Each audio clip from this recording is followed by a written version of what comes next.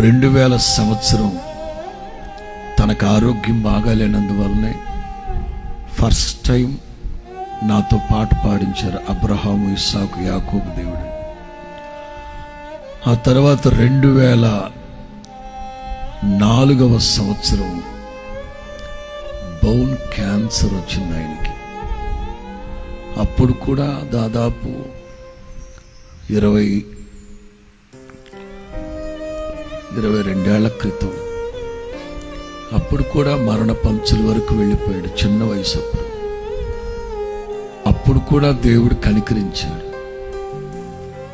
అప్పుడు కనికరించి కృప చూపిన తండ్రి ఇప్పుడు కూడా కరుణించాలి.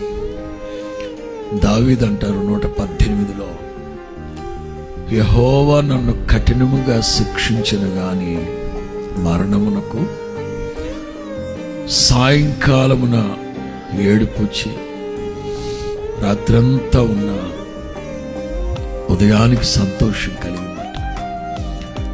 ఖచ్చితంగా ఈ రాత్రి ఆ నరము గనక బైపాస్ అయ్యి రక్తం సరఫరా అయితేనే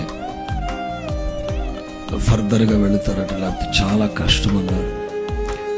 డాక్టర్లకి కష్టం, అసాధ్యం.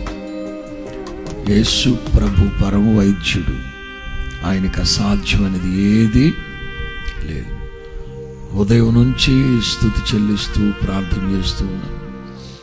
కనికర స్వరూపుడైన ప్రభు ఫ్రెడనను జ్ఞాపకం చేసుకొని మంచి ముదిమిలో ఈ లోకాన్ని వదిలిపెట్టాలి, అంతేగాని అర్థాంతరంగా కాదు. ఏమో ఆయన పట్ల నా దేవుని దయా సంకల్పం యేసు నామములో సంపూర్తిగా నెరవేర్చబడును గాక.